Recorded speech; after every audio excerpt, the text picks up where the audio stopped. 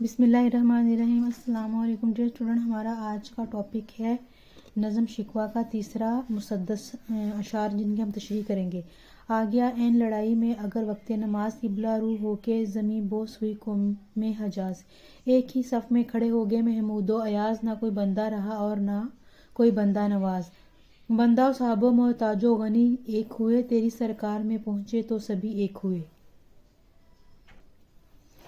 الفاظ معنی ہے قبلہ رو قبلے کی طرف، زمیں بوس زمیں کو بوسہ دینا یعنی سجدہ کرنا، بندہ نواز مالک مختار۔ این لڑائی جب لڑائی زوروں پر ہو، محتاج ضرورت مند، غنی مالدار۔ تشریح ہے ان اشعار میں علامہ اقبال اللہ تعالیٰ سے شکوہ کرتے ہوئے کہتے ہیں کہ اے خدائے بزرگ و برتر، تو ہی واحد ہے اور تو سب حال سے واقف ہے۔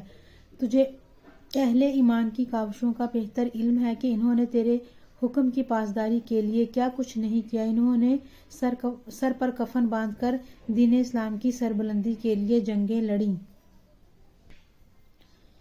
اس دوران جب جنگ زوروں پر ہوتی اور نماز کا وقت آ جاتا تو تیرے حکم کی بجا آوری میں دلیری اور بہادری کا مظاہرہ کرتے ہوئے قبلہ رو ہو کر نماز ادا کرتے۔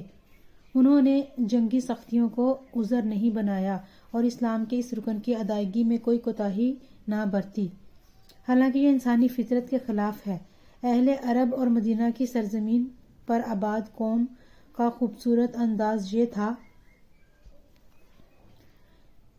اے خدا کہ نماز میں سب حاکم اور محکوم برابر ہو جاتے، کیونکہ ان کو ان کے رسول محمد صلی اللہ علیہ وآلہ وسلم سے یہی تربیت حاصل ہوئی تھی۔ آقا اور غلام نے برابری کی سطح پر تیرے حکم کی بجا آوری کی اور بندے اور آقا کی تفریق بھلا کر سب نے قبلہ رو ہو کر نماز ادا کی، کیونکہ یہی تیرا حکم تھا۔ سب کے دل ایک تھے، آقا، رعایا، امیر، غریب۔ جب سب نے تیرے حضور حاضری دی تو سب نے تفرقہ بھلا دیا اور اتحاد و اتفاق کی مثال پوری دنیا کے سامنے پیش کی۔